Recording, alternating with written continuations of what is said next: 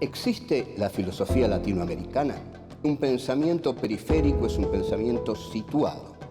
Europa se arroja sobre América Latina la herencia de los pueblos originarios, los proyectos de nación, el porqué de este pensamiento, el rechazo al colonialismo, la unión latinoamericana, la lucha de clases en Argentina, países subalternos, marginados, que no han participado de la centralidad de la historia. América Latina, filosofía y colonialismo.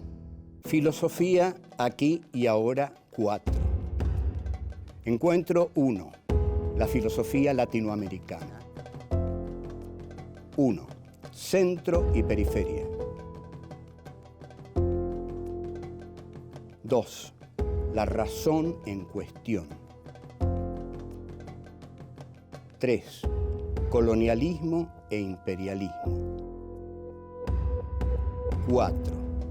Un pensamiento periférico.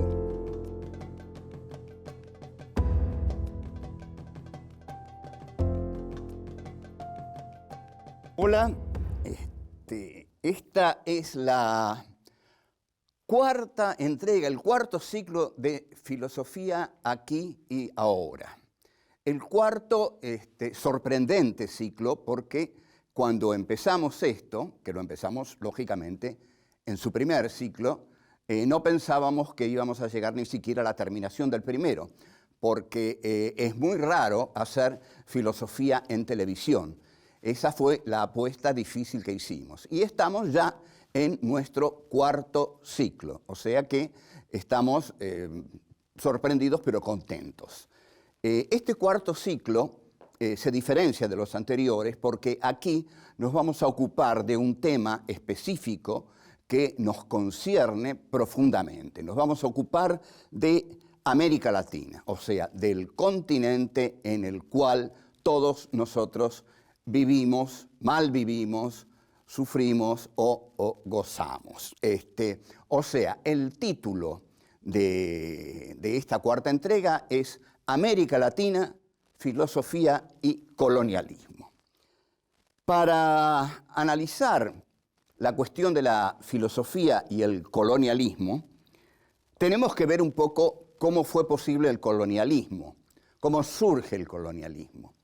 En verdad, para empezar y decirlo claro, vamos a hablar de la modernidad capitalista. La modernidad capitalista tiene un surgimiento fáctico, es decir, un surgimiento en los hechos.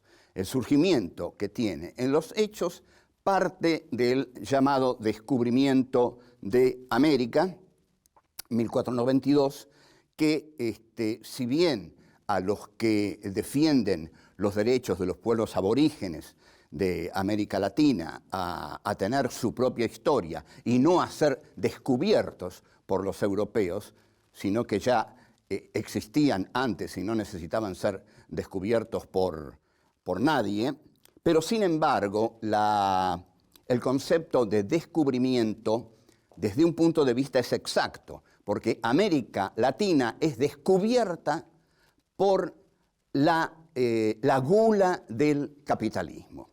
El capitalismo es un sistema que desde su surgimiento ha intentado siempre globalizarse. Digamos, el concepto de globalización es de los últimos tiempos, digamos, 2 décadas tiene más o menos, pero ya si nosotros pensamos a dónde iba Colón, bueno, Colón iba a globalizar el mundo, a establecer un sistema mundo. Entonces el capitalismo finalmente establece un sistema mundo en tanto sistema de circulación de mercancías y sistema de búsqueda de materias primas para fabricar esas mercancías.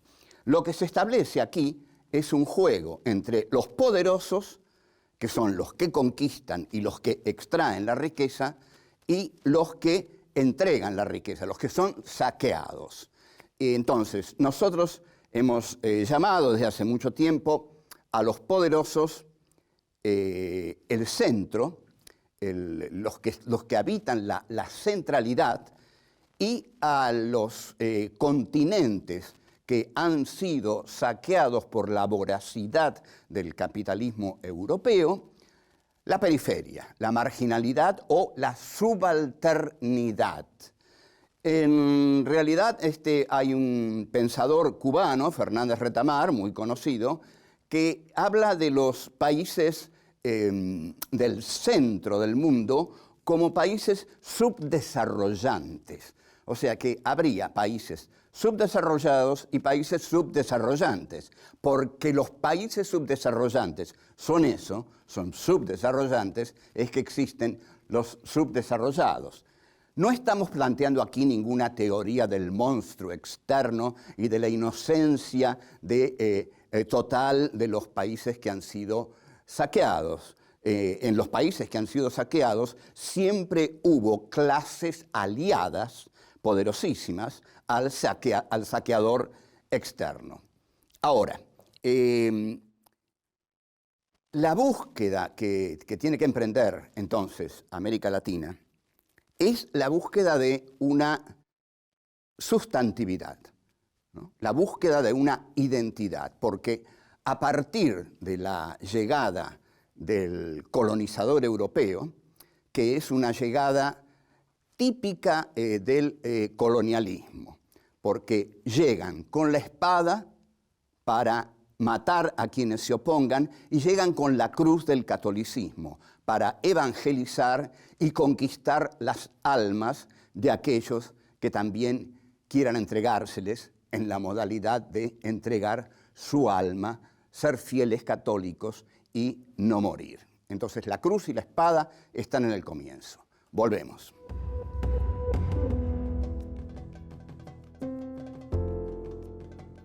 Esto que vengo diciendo sobre la comunión entre la cruz y la espada es típico de todo colonialismo. Todo el colonialismo capitalista se ha caracterizado por colonizar en nombre de valores. Y ahí, desde el comienzo, se coloniza en nombre de la religión, en nombre nada menos que de Dios. Es decir, entonces, llega la cruz con la espada. En realidad, la gran justificación de la conquista de América, para extraer todo el oro y todas las riquezas de América, es que se llega para evangelizar a los indios, para darles un alma, porque naturalmente no tienen un alma. Entonces los conquistadores, por medio de los clérigos, les van a dar un alma. Luego, cuando la religión pierda su poder, va a ser reemplazada por la razón. Entonces, lo que el colonialismo, a partir de Descartes, que publica el discurso del método en 1637, el colonialismo lo que hace es que pone a la racionalidad en el centro de la historia, a la razón, pero pone a la razón en el hombre. El hombre es el que tiene el poder de la racionalidad. El hombre es el que piensa y el hombre es el que encarna la razón. Ahora, como la filosofía europea ha sido el arma y la expresión reflexiva de los intereses históricos y económicos europeos, esta razón va a ser la razón europea. Entonces, todo territorio en el cual entre el poder político y económico europeo va a ser un territorio conquistado por la racionalidad. Un ejemplo, si Francia en 1830 entra en Argelia, Argelia tiene la dicha de ser conquistada por la racionalidad francesa, que es una parte de la racionalidad de la modernidad occidental capitalista. Ahora bien, hay muchos filósofos que en el siglo XX han cuestionado a esta racionalidad. Y lo podemos hacer nosotros hoy mismo, desde aquí, desde ahora. ¿A dónde nos está llevando la racionalidad occidental? Es decir, este mundo es el mundo que construyó la racionalidad occidental. En este momento se enfrenta con otra civilización, que no fue construida por la racionalidad occidental, sino que se enfrenta con la civilización del Islam, digamos. Pero lo que enfrenta a la civilización del Islam es la civilización occidental.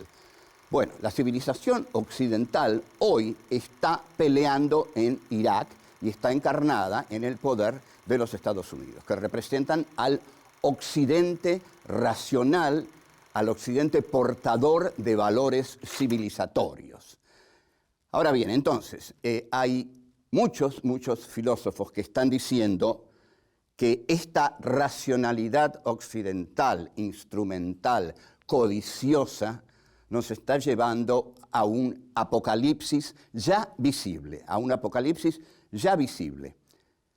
Entonces, ¿dónde comienza esto? El principal filósofo que ha hecho una crítica a la razón occidental fue Martin Heidegger. Por eso también ese es uno de los motivos de su presencia tan contundente y, en mi opinión, abusiva en las academias norteamericanas y de todo el mundo en este momento, también en la nuestra.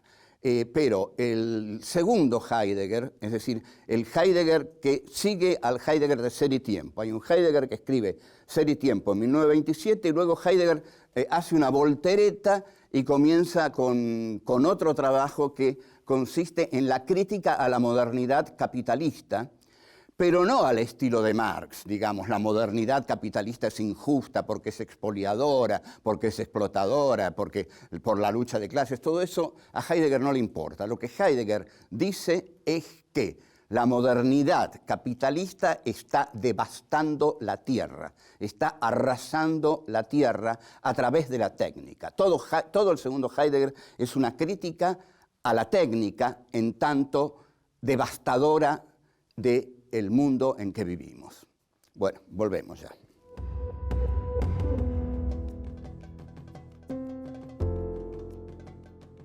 En un reportaje que Heidegger dio a Der Spiegel y que pidió que se publicara después de su muerte, termina diciendo: esto en lo que el hombre hoy vive ya no es la tierra. La expresión es muy válida y los ecologistas se han agarrado legítimamente de esa expresión, porque que esto en que hoy vivimos ya no sea la tierra, quiere decir que la tierra está siendo devastada, y si la tierra está siendo devastada, el planeta está siendo devastado, y entonces tenemos que Estados Unidos se retira del protocolo de Kioto y tenemos que se van a deshelar los polos, y el calentamiento global y la tala del Amazonas, y el capitalismo es tan voraz que no se detiene ante nada. Entonces por eso está esa leyenda que antes de salvar a la tierra van a salvar a los bancos, porque para salvar a los bancos ahí van corriendo, pero la tierra la están destruyendo. Entonces va a llegar el momento del gran tsunami, ¿no? Cuando venga, y ahí se van a dar cuenta de todas las calamidades que hicieron, si es que ya no están viviendo en otro planeta, ¿no? Porque uno no se explica cómo están destruyendo tanto si no tienen otro a donde rajarse, digamos, cuando se destruya. Ahora, el colonialismo no se detiene, porque ¿qué es lo que ocurre? Un país que necesita tantos elementos energéticos no los puede encontrar en su propio territorio, entonces tiene que ir a buscarlos afuera. Esto siempre fue así. Cuando Inglaterra necesitaba materias primas baratas, se las dio a América Latina y en gran medida a la Argentina, cuando fue llamada el granero del mundo, porque le daba a Inglaterra las vacas, las mieses y el ganado, digamos. Pero en este momento, lo que está haciendo Estados Unidos para asegurarse aquellos productos energéticos por los cuales sus industrias pueden funcionar, el país puede funcionar, fundamentalmente el elemento del petróleo, ha consistido no ya en lo que hacía el imperialismo. Lo que hacía el imperialismo era conquistar con la economía. Hay una concepción que a partir del siglo XIX los ingleses dicen no hay que entrar más en los países, lo que tenemos que hacer es dominarlos con la economía. Y efectivamente, dominan a los países a través de la economía, ¿no? Con los préstamos, la deuda externa, el endeudamiento de los países laterales, subalternos, periféricos. Y Estados Unidos está variando esta modalidad, está uniendo el imperialismo con el colonialismo, porque si algo caracterizaba al imperialismo era no quedarse en los países que sometía, porque los sometía con la economía, como dije. Pero esta guerra contra el terror que lleva a Estados Unidos lo ha llevado a instalarse en los territorios que quiere no solo combatir, sino de los cuales quiere extraer toda la riqueza esencial para mantener sus industrias funcionando, y también la guerra se hace para que la industria armamentística, que es una industria fundamental en los Estados Unidos, pueda continuar funcionando, porque esa es la máquina que tiene que funcionar.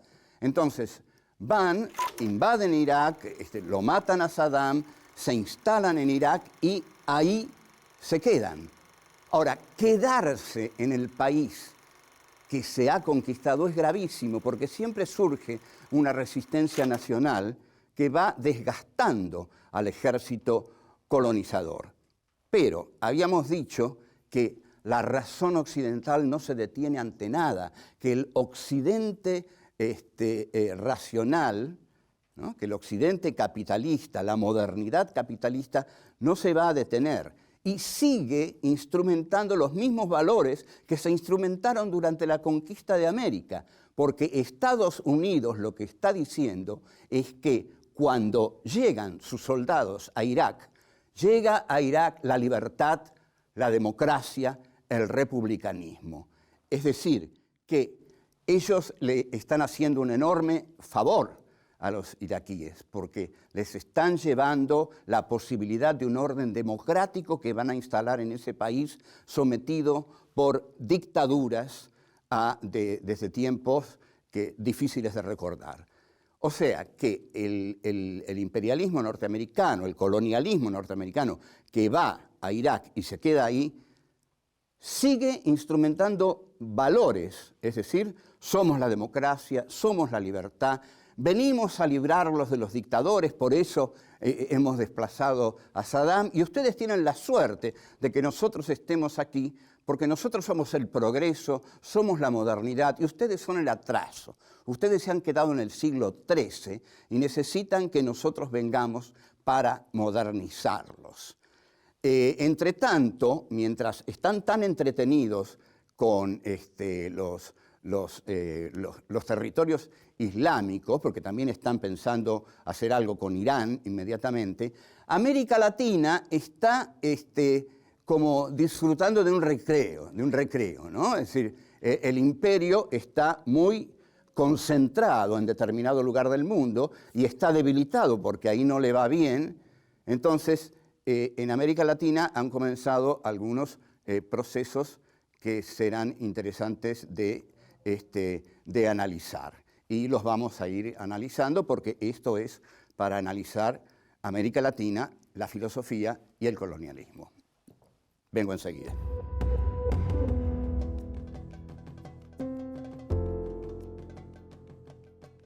Esta concentración que tiene el imperio bélico comunicacional norteamericano, en algún momento voy a aclarar por qué le digo bélico comunicacional, porque es un imperio que se basa en gran parte en lo mediático, en la comunicación como una gran herramienta de colonización mental en los países donde quiere penetrar. Bueno, está ahora en Irak, está en territorio islámico porque están ahí con el tremendo aval de vengar el 11 de septiembre, lo de las Torres Gemelas, el 9/11, como dicen ellos, y también de impedir uno nuevo. Entre tanto, en América Latina han surgido preocupaciones también, para el imperio, porque han surgido gobiernos populistas, que es algo que los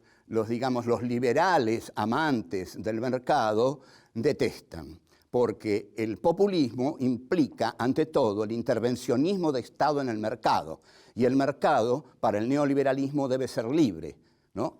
La mano de la política no puede entrar en el mercado. Esto ya implica que hay una manera distinta de estar pensando en el continente latinoamericano frente a los intereses de las clases poderosas del establishment, que siempre ha tenido relaciones más que aceitadas con el imperio, con Estados Unidos. O sea, el hecho de que se le dé una primacía a la política frente a la economía, en lugar de someter la política a la economía, como se hizo durante el gobierno de Carlos Menem, en el cual la política desapareció para que la economía se hiciera su banquete asiático,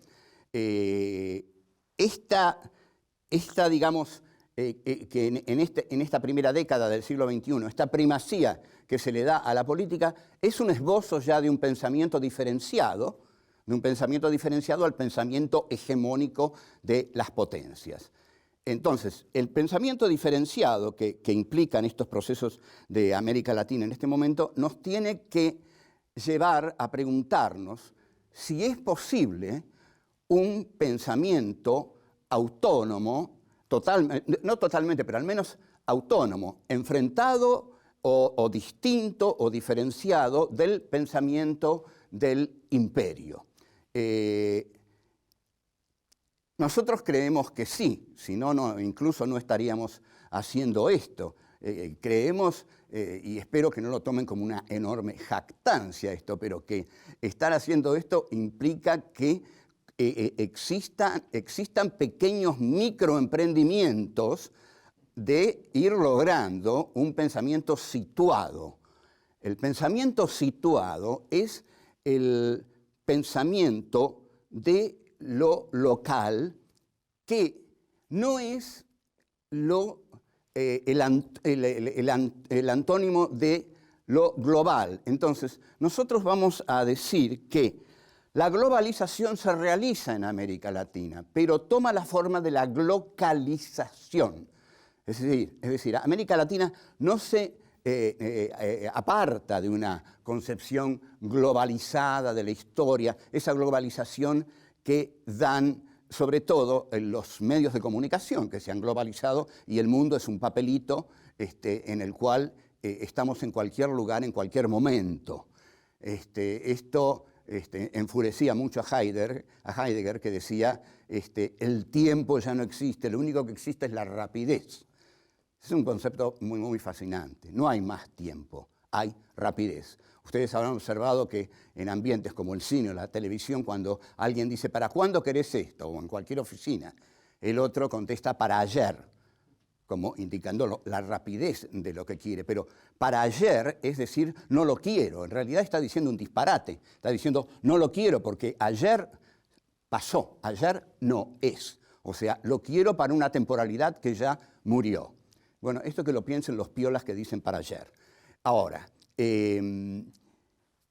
América Latina tiene que expresar que participa de la ontología que es el planeta. Es decir, hay un ser del planeta, este planeta es, pero América Latina tiene que ser de un modo distinto a como el imperio es. O sea, tiene que ser su propio rostro, su propia historia, su propio voluntarismo, su propia capacidad de pensarse y buscarse a sí misma. La tarea de buscarse a uno mismo no es fácil en uno mismo. Pocas personas se buscan a sí mismas. Generalmente las personas viven buscando enajenarse para no reflexionar sobre sí mismas, sobre la vida que llevan, etcétera, etcétera. Sobre todo sobre la vida que llevan. Entonces pensemos lo difícil que es para un continente pensarse a sí mismo. Pero lo que nosotros debemos decir es que si América Latina no desarrolla un exhaustivo pensamiento acerca de su historia y de su proyecto actual, diferenciándolo del proyecto imperial, del proyecto de las naciones hegemónicas, va a quedar sometida al proyecto imperial. O sea, la tarea actual es pensarnos a nosotros mismos en búsqueda de nuestra propia libertad. Bueno, hemos terminado por hoy y nos vamos a ver, sin duda nos vamos a ver. Así que, chao, hasta luego. La modernidad capitalista tiene un surgimiento fáctico, es decir, un surgimiento en los hechos.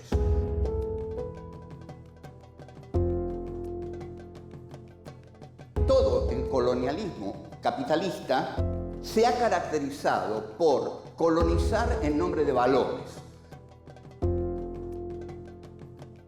El populismo implica, ante todo, el intervencionismo de Estado en el mercado, y el mercado, para el neoliberalismo, debe ser libre. La globalización se realiza en América Latina, pero toma la forma de la glocalización.